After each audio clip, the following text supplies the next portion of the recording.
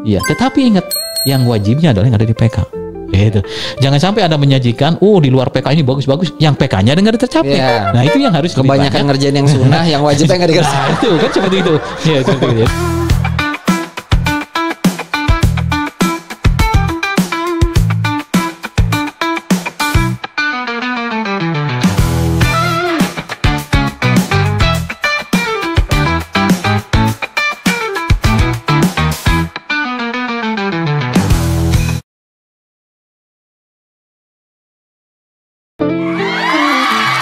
Assalamualaikum warahmatullahi wabarakatuh. Sobat sehat semua dimanapun Anda berada di seluruh penjuru dunia gitu ya. Hari ini kita ketemu lagi di Bapak Cikarang Video Podcast. Kita hari ini dengan setup, ini ruangannya agak beda nih hari ini nih ya, karena tamunya hari ini juga beda juga. Mudah-mudahan kedepannya keluarannya juga beda semua gitu ya, jadi lebih baik lagi. Sobat sehat semua, Bapak Cikarang itu punya MOOC review penilaian kinerja bagi SPI dan SKI di lingkungan Kementerian Kesehatan.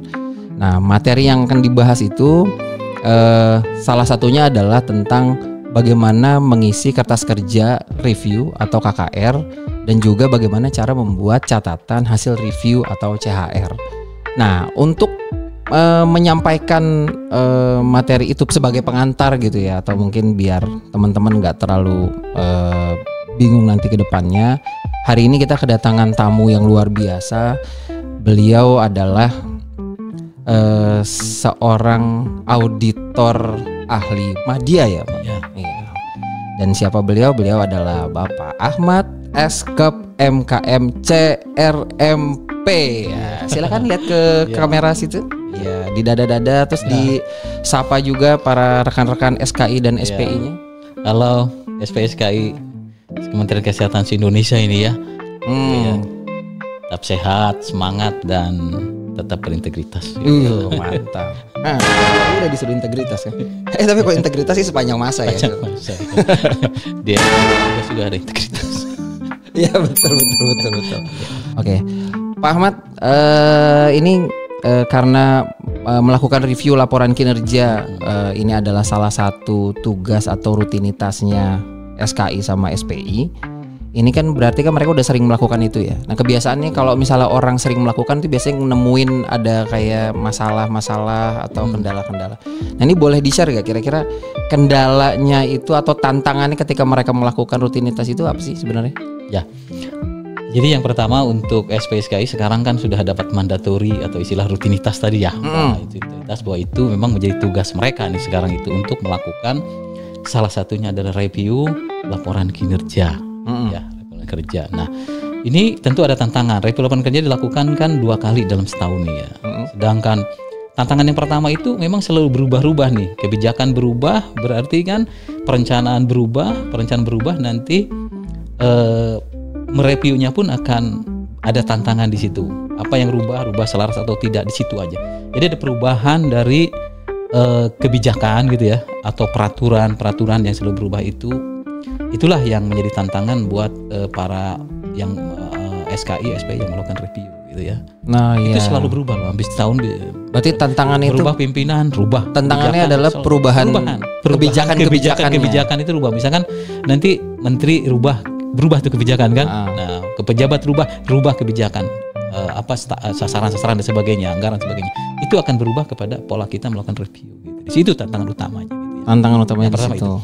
Yang kedua memang kemampuan dari SKI SPI sendiri gitu ya. Dari kita sendirilah gitu kompetensinya ya. Kompetensi. Makanya salah satunya adalah kita melakukan MOOC ini ya. Jadi kami tidak tiap tematik, tiap mau ada kegiatan kami harus melakukan workshop terus selama ini kan. Nah, kalau ada MOC kan bisa langsung MOC aja mereka kapan ya, secara mandiri mereka udah bisa meningkatkan kompetensi mereka masing-masing ya. Itu yang kita lakukan untuk menyikapi tantangan tadi gitu. Oke, berarti tantangannya cuma 2 biasanya ya? Ya, perubahan itu aja. Terhadap kebijakan yang selalu berubah ketika ganti pimpinan, sama satu lagi kemampuan dari kompetensinya. Oke. Siap. Nah, sekarang terkait dengan ini nih, kertas kerja review nih, KKR. Instrumen ya kita nyebutnya ya. Instrumennya. Nah, sebenarnya itu kalau orang yang umum nih, kalau kita di Kemenkes yang bukan nggak pernah terlibat di SPI atau SKI itu kan pasti mereka itu makhluk apa gitu kan. Betul, ya. Nah, Pak Ahmad bisa nggak jelasin nih? Ya. Kira-kira nih. Jadi review laporan kerja ini kan berdasarkan Permenpan 88 ya kita ya. Di situ diatur siapa yang melakukan, bagaimana format. Nah, sekarang kita bahas formatnya istilahnya. Mungkin tadi instrumen ya. Kalau instrumen itu biasanya untuk evaluasi ya. Ini kita mungkin lebih tepat bahas format. Disebutnya format review, format review. Ya, gitu ya. Iya. Nah, format kertas kerja berarti kertas kerja ya. Format kertas kerja review gitu. Nah, itu kertas review itu kan berisikan sebetulnya tadi ada pernyataan-pernyataan atau pertanyaan-pertanyaan yang menjadi pedoman bagi SKI, SPI dalam melakukan review sebetulnya intinya. Di situ sudah diatur rigid ya. Misalkan ada format, ada mekanisme, ada substansi di format itu ya. Nah, misalkan di format itu apa saja itu ada 6 pertanyaan yang harus dijawab di situ. Itu teknis sekali. Contohnya misalkan LKJ ini sudah menyajikan informasi yang penting nggak terhadap institusinya atau IP ya, institusi pemerintah atau satker lah katakan dulu kita ya. Itu ada di situ. Yang penting itu apa saja. Jadi teknis sekali gitu. Nah, nanti demikian juga di mekanisme dan substansi. Nanti lebih jelas. Tapi intinya dengan tools ini adalah untuk mengevaluasi kata gitu ya, untuk menilai laporan kinerja ini apakah memang cukup handal gitu. Kemudian data-datanya valid gitu. Kemudian dapat dipertanggungjawabkan. Pertanyaannya untuk format itu ada 6. Nanti itu mana ada 6. Untuk substansi ada lagi, untuk mekanisme karena ada tiga komponen ya. Ada 3 komponen ya. Itu. Nanti pertanyaannya mungkin lebih rinci nanti saya jelaskan itu. Baik. Oke. Baiklah. Sekarang kalau misalnya sekarang Pak Ahmad kita udah tahu tugasnya. Betul. Gitu ya, rutinitasnya, udah tahu hambatannya gitu. Terus kita udah tahu toolsnya gitu. Terus sekarang kita kalau udah punya toolsnya, cara makainya gimana? Nah, cara ngisinya ini yang penting ini yang agak sedikit berat itu bagaimana cara ngisinya. Contohnya ya, mungkin tidak semuanya karena di sini kan cukup banyak ya, sedangkan waktu kita terbatas. Mungkin akan coba gitu saya paparkan atau saya coba bagaimana cara mengisinya untuk beberapa pertanyaan di setiap komponen ya. Tidak semuanya gitu. Contohnya untuk komponen format ya. Sebetulnya Bapak Ibu tinggal lihat Permenpan itu sama di format itu di sini ada 6 pertanyaan ya. Pertanyaan pertama contohnya ya. Di sini pernyataan istilahnya. Laporan kinerja telah menampilkan data penting instansi pemerintah. Instansi pemerintah ini Bapak Ibu, SPSKI itu adalah satker kalau di eselon 2 gitu. Eselon 2 itu satker ya. Baik itu katanya seperti Bapelkes Cikarang kayak gini ya. Ciloto misalkan rumah sakit, Poltek itu namanya instansi pemerintah istilahnya kalau di dalam laporan kinerja ya. Nah, data penting itu apa misalnya? Kita lihat data penting itu udah di break sebetulnya di dalam kertas kerja review bantu. Kami sudah punya nih kertasnya nih, Icin udah membuat nih.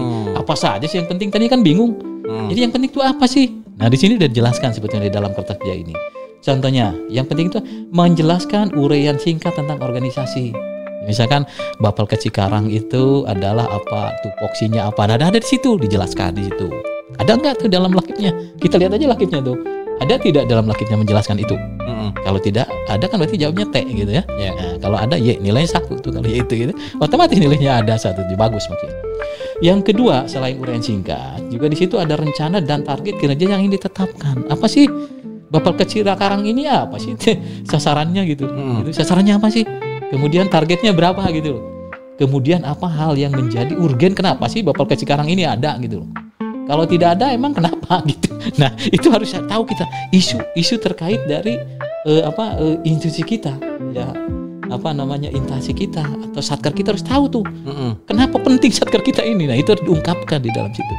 Karena kalau tidak diungkapkan kita bisa nggak usah lah, kamu kan nggak perlu mana ini di sini. Tapi bukannya udah ada dijelasin di harusnya dijelasin di awal berdasarkan peraturan yang apa? Betul. Itu kan di Ortala itu kan betul, ada masukin itu dulu. Itu kan. Tapi biasanya kan secara umum tuh dia. Secara umum. Nah, bagaimana bener nggak itu bahwa inflasi kita ini penting sih gitu loh. Berarti di situ menjelaskan kebermanfaatan dari kita. Jadi ada isu strategis gitu, maksudnya di dalam institusi kita apa gitu strategis. Nah, baru nanti di situ kan rencana, kemudian kita punya sasaran pas itu. Dari situ ada visi sasaran, dari sasaran kemudian nanti ada indikator-indikator, ada target-target kinerja tuh yang diperjanjikan antara kepala instansi informasi kepala satker dengan pimpinannya. Kita mungkin dengan SDM lah, dengan eselon 1 biasa. Nah, di samping itu, di samping rencana kerja tadi dengan target juga terkait bagaimana pengukuran kinerja yang dilakukan. Harus ada di situ dibahas secara, tapi singkat ya, karena ini bab 1 nih, belum bab 1 ini, biasanya di bab 1 bukan di bab 2 bab 3 ini ya. Nah, kemudian pengukuran kinerja seperti apa sih pengukurannya gitu. Nanti ada mekanismenya atau ada SOP-nya. Kemudian bagaimana mengevaluasi dan menganalisis kinerja untuk setiap sasaran. Jadi setiap sasaran itu, sasaran 1 ada 5 indikator, itu semuanya harus dijelaskan itu secara singkat dulu. Nah, itu satu pertanyaan. Baru satu pertanyaan, laporan kinerja itu telah menampilkan data penting instansi pemerintah atau satker ya. Itu berarti Bapak Ibu nanti harus melihat ada 4 paling tidak untuk menunjukkan bahwa ini ya. Yang pertama tadi uraian singkat organisasi dan isu-isu strategis, kemudian rencana dan target kinerja yang ditetapkan. Ada atau tidak, kemudian pengukuran kinerja seperti apa, dan terakhir evaluasi dan analisis kinerja untuk setiap sasaran. Paling tidak ada 4 itu.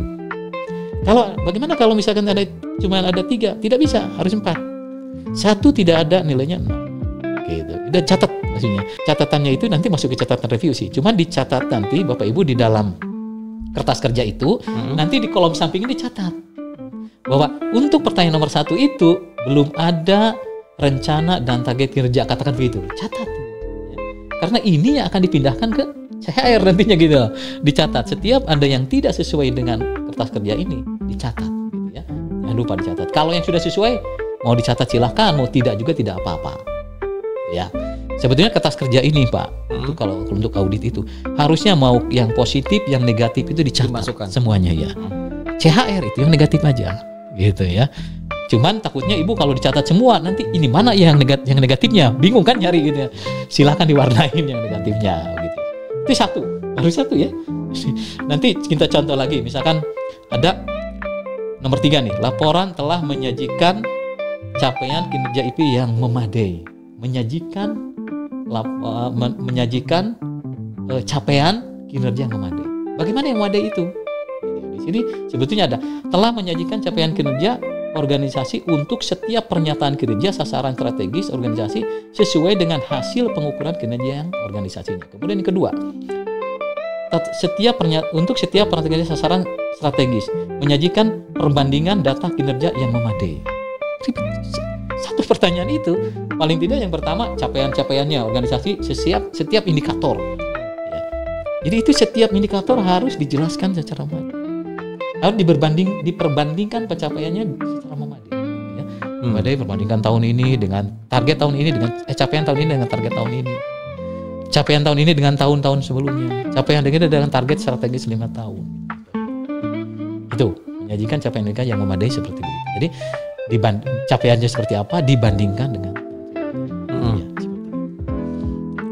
demikian juga untuk seterusnya lah gitu ya. Ini kalau saya jelaskan satu persatu, kalau totalnya itu mungkin waktunya lama ya Bapak Ibu ya. Makanya saya di Ijen itu ada magang gitu, saya sekalian promosi. Ada magang itu ya kalau membahas kayak begini ya Rakib itu bisa seminggu, karena kita akan bedah misalkan rekrutmen kerja seperti sekarang ya, itu ini ada lakibnya, lakibnya seperti begini. Saya udah kasih jelaskan nih caranya seperti ini. Silakan kamu lakukan isi KKR. Nah itu dikasih waktu 2 hari tuh, kasih isi KKR, membedah lakibnya, membedah resra-nya atau RAP, RAK. Nanti hasilnya mana? Paparkan kamu di hari ke-5 semua paparkan. Itulah kalau magang. Dan sekarang contoh yang kedua terkait tadi kan format ya. Iya, format. Yang kedua itu mekanisme penyusunan. Nah, itu komponen kedua, katakan saya bilang komponen kedua dalam mekanisme penyusunan. Nah, yang pertama yang paling gampang, bahwa laporan kinerja instansi pemerintah atau satker itu disusun oleh unit kerja yang memang punya fungsi untuk itu. Nah, gitu. Di sini apa yang harus kita lihat? Harus ini. LK-nya disusun sesuai tupoksi organisasi penyusun atau di sini ya, atau untuk bagiannya. Oke. Biasanya di dalam yang nyusun lakib gitu ya Pak. Yang nyusun lakib itu memang beda-beda di setiap satker ya. Tapi paling tidak kita tanya yang menyusun ini, yang pertama apa, sudah punya SK nggak mereka? Udah di SK kan nggak nih orang yang nyusun ini? Gitu ya. Yang nyusun ini udah di SK kan atau tidak? Kita cari SK-nya, minta aja tanya, ada SK-nya nggak tim penyusun lakib ini? Gitu. Biasanya sih di bagian perencanaan atau di bagian pelaporan. Silakan kita minta dokumen yang paling akurat, yaitu ada SK-nya gitu ya kan, ada SK-nya. Nanti sebetulnya ke bawahnya itu mekanisme itu ada SOP-nya. Kita bicara dokumen dulu aja. Bahwa maka ada. Biasanya kan gampang aja kalau dari pimpinan gitu ya. Oh ada Pak itu. Ada ya, buktinya apa? Ada orangnya sih. Ya tapi kan strukturnya ada, Pak, mana? gitu. Ada Pak. Nanti ketika ditanya apa sih dokumennya? Oh iya, dia buat dulu deh dokumennya kalau gitu. Buat dulu deh SK-nya gitu kan. Siapa tuh? SK-nya betul. Ayo siapa orangnya ya? Itu kan harus memenuhi syarat. Karena Lakip ini sebetulnya awalnya dari perencanaan. Sehingga ada perencanaan masuk di situ. Orang perencanaan masuk di situ. Kemudian ada orang keuangan, efisiensi. Orang keuangan juga masuk di situ. Kalau di pusat itu di sekretariat biasanya, di Setjen-nya yang melakukan penyusunan untuk salah satu di sekretariat. Karena di situ kan ada keuangan. Ya, ada lengkap kan di situ. Ya. Nah, mungkin di Satker juga, mungkin di bagian TU barangkali bagian gitu adum, ya. Bagian adum. Tapi itu harus ada SK-nya. Nah, seperti gitu. Nah, di SK-nya kita lihat. Ini bener gak orangnya sebetulnya nyusun gitu? Jangan ngasal gitu di situ ya. Dan ngasal tuh artinya memang bukan bagiannya nih sebetulnya. Bukan bagiannya dari SDM nggak perlu. Ini kan yang ditanya di sini adalah terkait kinerja gitu ya.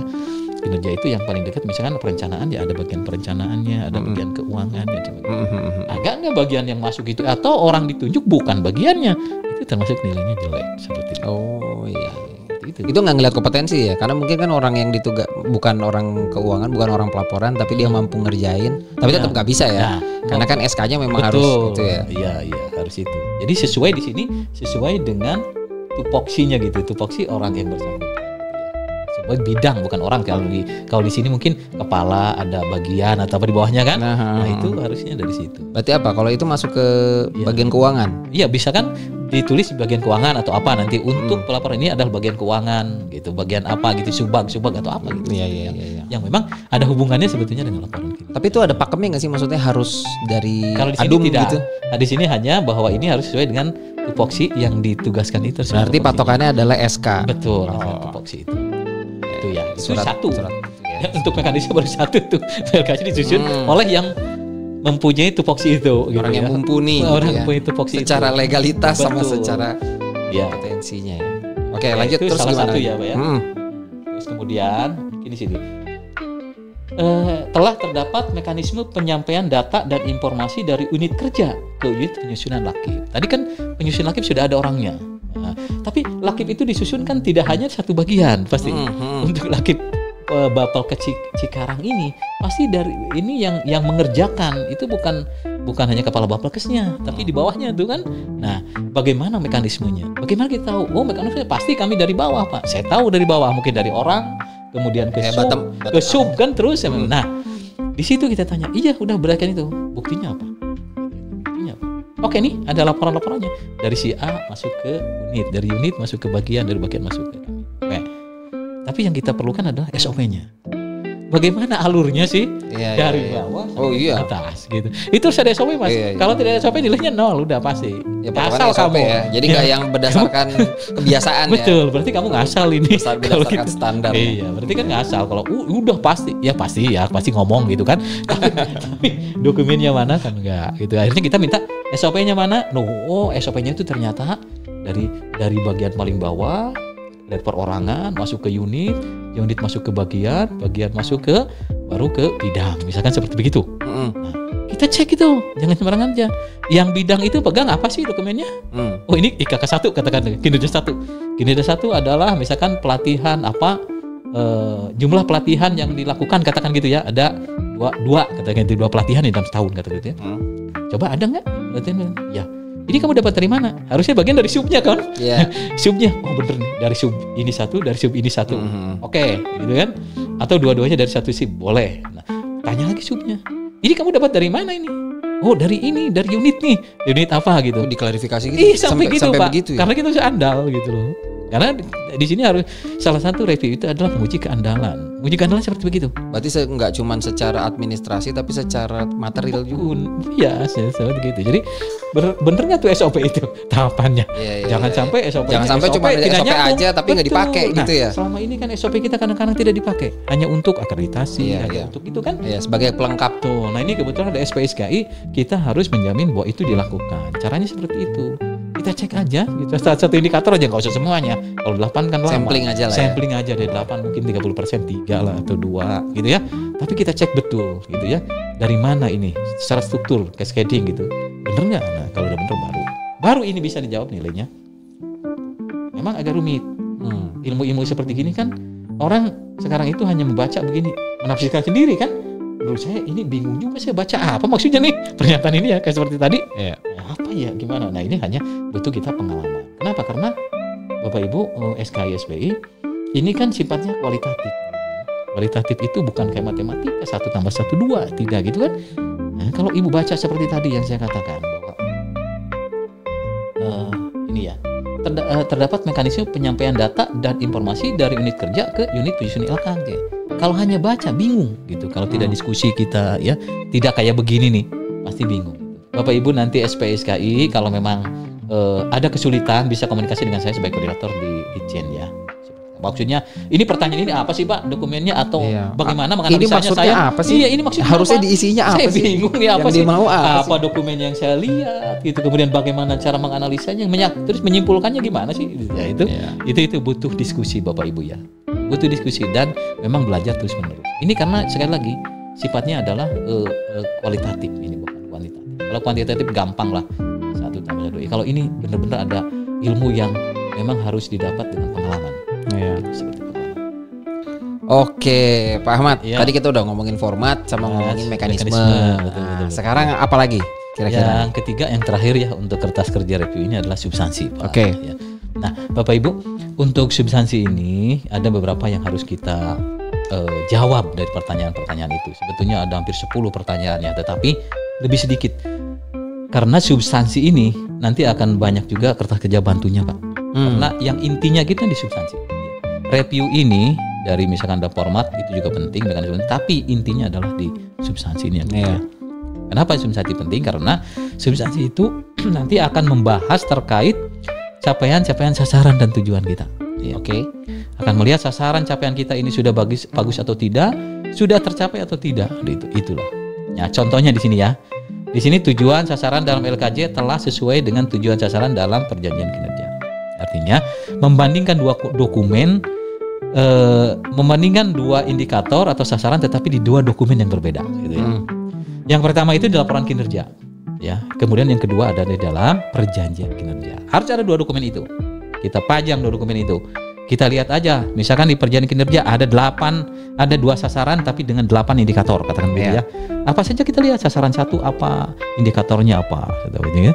Kemudian sasaran 2 apa bunyi sasarannya, kemudian ada indikatornya apa. Gitu ya. Kita lihat. Nah, kemudian setelah kita lihatlah tadi di PK, kemudian lihat di laporan kinerjanya. Ketika ada yang kurang, itu nilainya kurang. Karena pada dasarnya laporan kinerja itu adalah menyajikan hasil atau capaian dari perjanjian kinerja itu. Gitu ya. Terus ada yang nanya, di kami itu ada menyajikan di lakipnya itu lebih dari apa yang ada di PK, tidak jadi masalah. Gitu. Itu namanya di atas ada, ekspektasi. Betul, itu namanya ada indikator lain. Dia ingin show kan, iya kan Bapak. Wow, kami itu lebih bagus sebetulnya, lebih banyak nih yang dicapai. Iya, tetapi ingat, yang wajibnya adalah yang ada di PK. Gitu. Jangan sampai Anda menyajikan, di luar PK ini bagus-bagus, yang PK-nya nggak tercapai. Nah itu yang harus kebanyakan ngerjain yang sunnah, yang wajibnya nggak dikerjain. Nah, itu kan seperti itu. Ya, jadi harus yang wajibnya kita kerjakan, yang ada di PK harus semuanya ada di dalam laporan kinerja. Okay. Pernyataannya sama persis gitu, targetnya sama persis gitu ya. Jangan sampai keluar dari PK. Karena sekali lagi lakip ini adalah mengukur PK sebetulnya. Siap. Karena di situ PK itu ada indikator yang jadi utama. Di PK itu ada indikator utama. Yang lain boleh silahkan, yang relevan. Tetapi kalau ada kinerja lain di luar PK itu harus relevan dengan di PK yang mau yang dicapai yang mana dia sebetulnya. Maksudnya nyambungnya kemana? Indikator yang mana dia. Tidak boleh lepas daripada indikator sasaran yang ada di dalam PK. Kalau ada indikator kerja tambahan atau lainnya istilahnya gitu ya. Oke, siap. Jadi bandingkan antara laporan kinerja dengan PK dengan LK-nya ya. Nah, itu sama persis harusnya tujuannya sekarang. Kemudian yang kedua, setelah menjanjikan dengan perjanjian kinerja, yang kedua laporan kinerja itu sasaran dan indikatornya itu harus selaras dengan rencana 5 tahunannya, Bapak. Apa rencana kalau tadi kita bandingkan antara dengan PK ya, LKJ dengan PK, sekarang kita bandingkan laporan kinerja dengan rencana 5 tahunan. Terserah dia Satker menyebutnya apa. Ada yang bilang Renstra, ada yang bilang rencana aksi program untuk eselon 1, ada yang bilang rencana aksi kegiatan. Monggo. tapi sama-sama rencana 5 tahunan. Kita lihat. Ini yang sering tidak selaras.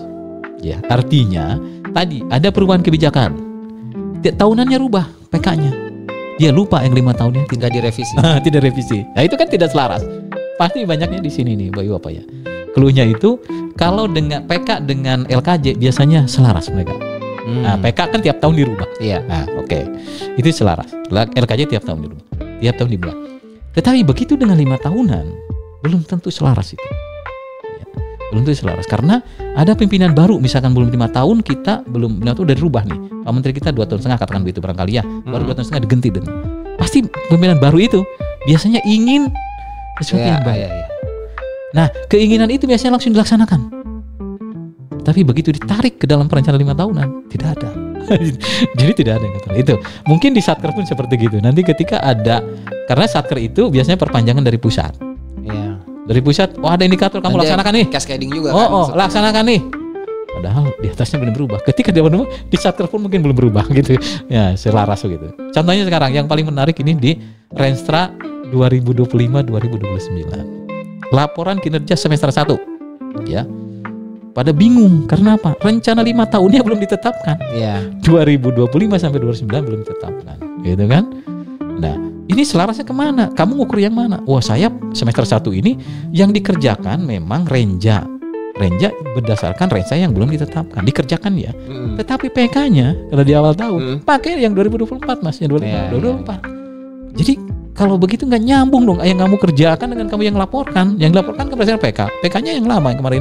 Wah, saya bilang sudah yang tahun ini abnormal. Laporkan dua-duanya aja. Jadi yang 2024 itu berdasarkan PK dilaporkan. Itulah yang dilaporkan. Yang dikerjakan tetapi belum ada PK-nya karena rencananya belum diketuk, dilaporkan juga di B-nya. Nah, ini akan anomali. Harusnya apa yang ada di PK, apa yang dikerjakan itulah yang dilaporkan.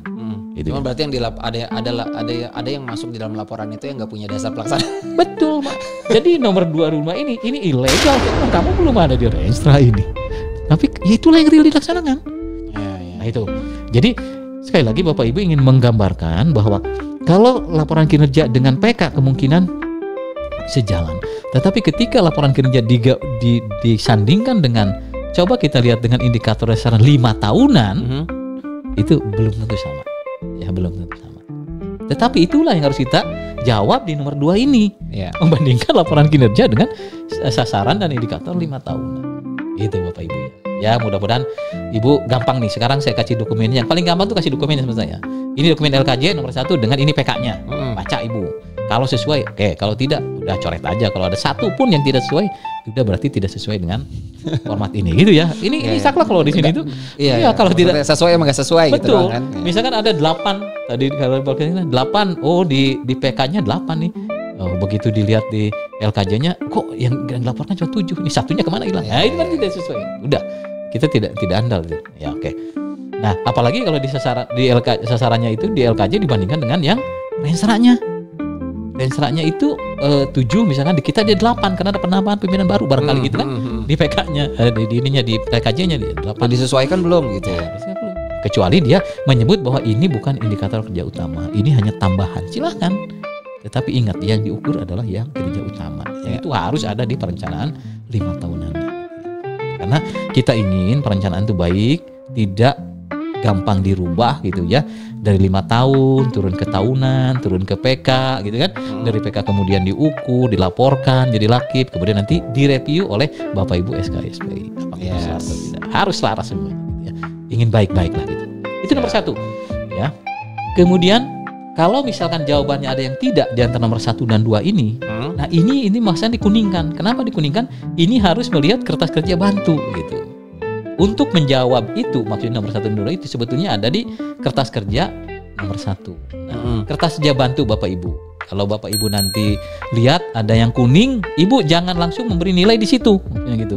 Tapi Ibu harus mengerjakan dulu di kertas kerja bantu. Di situ tertulis sasarannya apa di saat kali ini, kemudian indikatornya apa, kemudian baru dikombinasi. Ini di LKJ, apakah sasarannya ini, apakah indikatornya ini, kemudian nanti di dalam PK, apakah ini di cross di cross sama kita. Gitu. Iya. Jadi ketika ada yang tidak sesuai, pasti di situ nilainya 0 salah satunya. Nah, kalau dari 801 itu nilainya pasti sudah 0 kita ya. Karena yang kita dikasih toleran katakan gitu ya, nilai itu adalah 90%, Pak. 90% ke atas harusnya. Jadi artinya ketika 10 ada 1 aja udah 90 kan nilainya udah 0 gitu ya.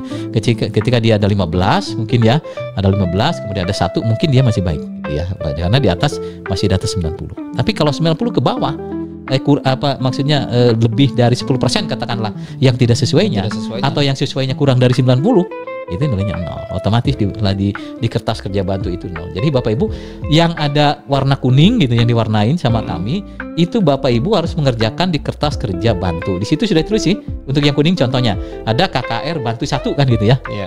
Nah, itu KKR bantu bukan KKR bantu. Itu di sebelahnya tuh ada KKR 1 ya. Bisa diklik sama Ibu, coba di KKR 1, coba diklik. Nah, di situ Ibu harus mengerjakan ini untuk menjawab nom kuning itu ya. Oke. Ya agak ribet memang. Ya, karena KKR bantu itu banyak sekali. Ya, harus dibandingkan. Nah ini setiap satker itu beda-beda ininya indikatornya beda Pak. Pak Digi. Jadi dari tiap satker itu nanti beda. Ada kalau rumah sakit bisa ada yang 80 indikatornya. Persentase 90% lebih itu ya harus dimasukkan semuanya. 80-nya. Kemudian ini sesuai tidak sesuai yang mana? Nah kalau sudah ada 3 aja tidak sesuai misalkan udah 10 udah percuma lah. Berarti ini udah sesuai ya. Sudahlah ngapain. Itu berarti kan tidak sesuai gitu. Nah, itu tadi ya. Tujuan dan sasaran di LKJ sama dengan perjanjian kinerja sama dengan rencana 5 tahunan. Terus apa lagi, Pak Ahmad? Kalau ini sebetulnya hanya mirip dengan nomor 1 dan 2, nomor 5 itu ya. Tujuan sasaran dari LKJ telah sesuai dengan tujuan sasaran dengan indikator kerja utama. Artinya di situ itu satker itu rata-rata punya indikator kerja utama atau yang utama yang dicapai apa sih gitu ya. Biasanya PK itu adalah isinya indikator kerja utama. PK itu biasanya indikator kerja utama. Oke. Harusnya indikator itu semuanya ada di dalam ada tujuan, ada sasarannya. Dalam LKJ memuat yang ada di PK semuanya harus dimuat. Kalau ada tidak muat itu berarti apakah indikatornya memang dianggap sebagai bukan indikator utama. Tapi kalau PK itu yang utama. Karena ini Menpan pun menilai misalkan untuk WBK dan sebagainya itu dari PK. Ya, nah kami sebetulnya ada kendala di rumah sakit ya, mungkin di Poltek pun ada. Artinya ada indikator direktif yang pokoknya dari atasan itu dari direktorat, pokoknya ini kamu indikatornya harus laksanain. Indikator ini ada titipan indikator titipan. Mungkin ke depan itu indikator titipan itu bukan masuk ke IKU. Kita akan coba di dalam PK itu ada indikator utamanya, ada tambahannya. Itu direktif. Karena kalau selama ini itu semuanya masuk ke dalam PK, Pak. Yang direktif itu semua masuk direktif. Akhirnya satker matinya justru di situ. Sisa mencapai itu di direktif gitu. Direktif tidak. Bahkan ya direktifnya ada lebih banyak daripada yang utamanya. Itu kan yang beban bagi satker sebetulnya. Jadi tapi kan mau nggak mau dikerjain, Pak. Dikerjain. Kalau udah direktif kerjain, cuman padahal tidak sesuai dengan tupoksi satker, belum sesuai dengan tupoksi satker, tapi dipaksakan. Nanti yang seperti gitu sebetulnya ingin kami komunikasi dengan Menpan sebetulnya. Apakah ini bisa dianggap sebagai kinerja lainnya sajalah yang direktif itu, sehingga tidak wajib gitu, tidak wajib dilaporkan di dalam aktif kita, tidak membebani satker untuk mencapai itu. Ketika tidak tercapai juga tidak menjadikan nilai kita berkurang. Ya. Itu ya. Jadi biasanya LKJ mudah-mudahan sama dengan PK. PK-nya itu indikatornya udah indikator kerja utama. Dan seperti itu ya. Kalau sekarang semuanya utama. Utama. Nah, ketika tidak tercapai, walaupun itu direktif masuk utama, ya itu yang babak belur satker juga. Nah, kemudian itu ada di kerjaan di kakak bantu juga nomor 1 ada ya, nomor 5 itu nanti kakak bantu 1 itu ada juga dikerjakan di kakak. Tidak langsung ditulis di kolom ini ya untuk nomor 5 ini. Itu harus menjaga kerja bantu dulu. Jadi nomor 4, nomor 5 itu nomor 3, 4, 5 ini nomor 3 dan nomor 5 itu harus di kakak bantu dulu. Ini kalau substansi itu memang perlu kakak bantu karena kita yang intinya sekali lagi adalah lakip itu melaporkan terkait substansi di substansi ini maksudnya. Di substansi ini harus ada lakip itu gitu ya. Harus selaras dan sebagainya ya. Oke. Kita jelasin mungkin 2 lagi ya. Boleh. Jadi di sini IKU itu atau IKK itu harus cukup untuk mengukur tujuan. Ini juga ada di KKA. Tapi ini di KKA-nya ada KKA 3 ya. Di situ coba lihat KKA 3. Dikatakan cukup. Ini ada cukup dan smart digabung sebetulnya. Di sini ada cukup, ada smart ya. Cukup itu yang terakhir. Nah, itu sebetulnya saya udah mencoba memberikan warna gitu ya, supaya tidak bingung Bapak Ibu ya. Nah, yang cukup ini warnanya kalau di kami itu apa ini? Kuning tua apa? Kuning tua apa namanya gitu ya? Kuning gading. Kuning gading ya. Iya, seperti kuning gading gitu. Apa gitulah itu. Itu cukup ya. Di situ sudah kami warnai cukup. Nah, nanti satu-satu indikator. Bapak Ibu. Satu-satu indikator. Nomor indikator 1 misalkan kayak gini, meningkatnya ketersediaan SDM kesehatan sesuai standar. Ini kebetulan di Badan PPSDM nih kayaknya nih waktu itu ya, di SDM ya, di SDMK ya. Nomor satunya, dia ada persentase SDM kesehatan yang mendapatkan sertifikat pada pelatihan terakhir mendukung sistem kesehatan. Oke, ini udah dianalisis sama ini, udah cukup nggak ya ini ya? Cukup nggak sih untuk mengukur apakah dengan persentase SDM melakukan pelatihan itu mendukung dengan sasarannya nggak, maksudnya gitu loh. Yeah. Kita kalau ini tercapai, sasaran kita bisa tercapai atau tidak? Sebetulnya gitu cukupnya itu. Jadi ketika pernyataan ini tidak mendukung kepada sasarannya, indikator tidak mendukung ke sasarannya, itulah yang dikatakan tidak. Ya Bapak Ibu ya. Tetapi kalau indikator ini dapat menjelaskan atau dapat meyakinkan kita bahwa oh ini ternyata bisa nih mendukung untuk pencapaian SDM dalam hal apanya, itu baru kita katakan ya. Semua harus dijawab itu. Kalau ada yang tidak, misalkan dari 5 ada 1 T, berarti nilainya 0. Karena lebih dari 10% kan? Iya kan kalau 5 gitu. Ya, semua. Nah ini Bapak Ibu yang ada di format ini contoh. Nah, contohnya di Bapelkas mungkin hanya ada 2 barangkali sasarannya dan indikatornya ada 8. Mungkin rumah sakit lebih banyak, Poltek juga begitu banyak ya. Nanti disesuaikan. Ini contoh aja bagaimana mengisi kertas kerja bantu maksudnya. Ya.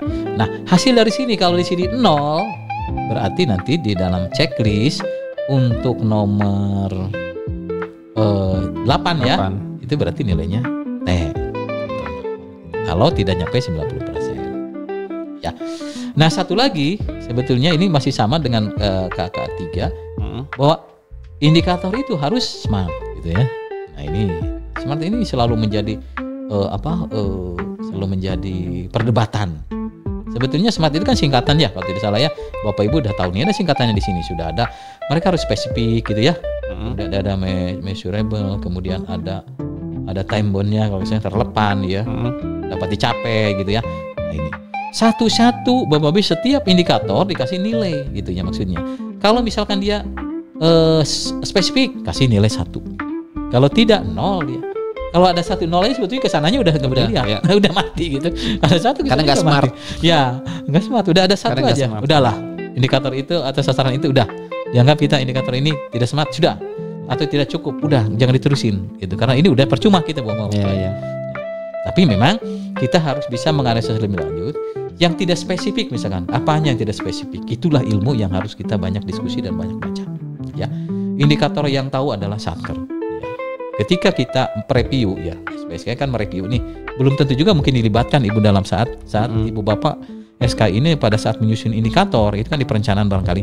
Belum tentu Ibu Bapak dilibatkan untuk review. Tapi pada saat review, oh ini indikatornya tidak spesifik. Spesifik itu apa? Hanya 1 tunggal. Tidak boleh 2 indikator. Ini jadi masalah waktu di SDM. Bahwa ada dua pernyataan indikator di dalam 1 indikator. Ada pelatihan dan ada penggunaan. Jadi jumlah tenaga yang dilatih dan yang digunakan gitu, maksudnya yang dipakai. Nah, itu sudah tidak spesifik. Dilatih aja gitu harusnya. Digunakan berarti indikator lain gitu ya. Nah, jadi ketika ada 2 pernyataan indikator di dalam 1 indikator itu, atau ada 2 yang harus diukur dalam 1 indikator, itu menyatakan di indikator kita tidak spesifik. Gitu. Ini kita ketahuan tuh oleh Menpan. Terus kalau misalnya memang terjadi seperti itu gimana? Ya, harusnya kan kita rekomendasikan sebagai SPSKI bahwa itu bagaimana harus revisi. Walaupun memang merevisi perencanaan yang 5 tahunan, kalau tahunan kan gampang. Iya, kalau tahunan kan. Kalau 5 tahunan ini di pusat pun jadi masalah karena memang harus sampai ke Bappenas. Ya. Jadi kalau misalkan tidak spesifik ya, atau targetnya tidak menantang gitu ya, targetnya biar tercapai aja. targetnya kan tercapai di 2024 ya udahlah 90% gitu. Padahal biar gampang. Oh, itu tidak tepat karena target itu misalkan harus menantang, bukan hanya tercapai ya, tapi harus menantang ya. Kalau hanya tercapai dengan kerja biasa saja ya itu mah tidak menantang nih, bisa dianggap bahwa itu tidak menantang dan nilainya 0. Itu sebetulnya Pak Diki. Jadi untuk pengisian kertas kerja review artinya yang warnanya ada berbeda tidak putih itu harus lihat dulu sebelum memberikan nilai ya, kertas kerja tidak, bantu kertas kerja bantu. Di situ sudah jelas misalkan kertas kerja bantunya di mana gitu ya, apa kertas bantu 1, KKR 2 atau 3. Siap. Mungkin itu secara umum Bapak Ibu ya untuk pengisian kertas kerja review. Kami itu Pak Deki. Nah, gimana teman-teman? Lumayan berasap ya. Pasti kalian kan sambil megang formulir itu ya, sambil pegang formulir checklist, sambil dengerin Pak Ahmad menjelaskan nih baru bisa nyambung nih gitu. Oke Pak Ahmad, berarti kita untuk yang episode sekarang mungkin kita stop dulu ya. Kita stop dulu, nanti kita lanjut lagi ke episode selanjutnya. Kita mau bahas tentang CHR-nya. Iya betul, CHR. Betul. Karena kalau misalnya kita jadiin satu ya nanti agak panjang betul, gitu ya. Betul, ya. Dan episodenya jadi kurang. Oke, teman-teman semua, sebelum kita lanjut ke episode selanjutnya, yaitu kita mau bahas CHR, Pak Ahmad mau kasih closing statement untuk episode yang sekarang, untuk yang KKR ya, Pak Ahmad KKR, ya. Oke, Pak Ahmad silakan langsung ke kamera aja. Siap. Jadi Bapak Ibu SPSKI, tadi sudah saya jelaskan sedikit terkait bagaimana mengisi kertas kerja review. Kertas kerja review ini harus diisi. Kemudian Bapak Ibu ngasih catatan di sampingnya, gitu kan? Ngasih catatan yang tidak sesuai di sampingnya. Oke. Karena apa? KKR ini kertas kerja review adalah bahan dasar untuk membuat catatan hasil review. Sebagai outputnya yang dinilai itu adalah CHR, catatan hasil review. Tetapi CHR tidak bisa diisi kalau tidak ngisi KKR. Jadi di KKR itu silahkan diisi, terutama yang tidak sesuai, yang menyimpang-nyimpang, yang negatif-negatif diisi di situ, karena ini akan kita pindahkan ke CHR. Gitu ya Bapak Ibu. Nah, memang agak rumit mengisi KKR. Ini yang paling rumit adalah mengisi KKR dalam review ini. Kalau CHR tinggal mindahin aja. KKR ini yang paling rumit. Jadi Bapak Ibu harus tetap berdiskusi, tetap membaca, tetap bertanya untuk bagaimana mengisi KKR ini. Jangan segan-segan bertanya kepada kami, mungkin kepada pimpinan atau kepada staf, silahkan yang tahu ya terkait dengan bagaimana mengisi KKR ini ya. Apalagi tadi tantangannya kan sering rubah-rubah peraturan sebagainya gitu ya. Kalau tidak bertanya, tidak berdiskusi ya, tidak membaca, blank kita untuk mengisi ini. Mungkin nanti CHR-nya 0, gak ada isinya. Baik semua gitu ya. Jadi tujuan untuk mereviewnya supaya andal, kemudian dapat dipertanggungjawabkan, mungkin tidak tercapai. Itu barangkali Bapak Ibu. Luar biasa tuh, dengerin tuh. Jadi jangan cuman dikerjain aja, jangan harus dibarengin sama konsultasi. Ya Pak Ahmad ya. Dan Itjen selalu membuka pintu yang seluas-luasnya, khususnya Pak Ahmad ini membuka ruang untuk konsultasi. Oke, jadi kalau begitu kita close dulu untuk episode yang sekarang yang ngomongin KKR.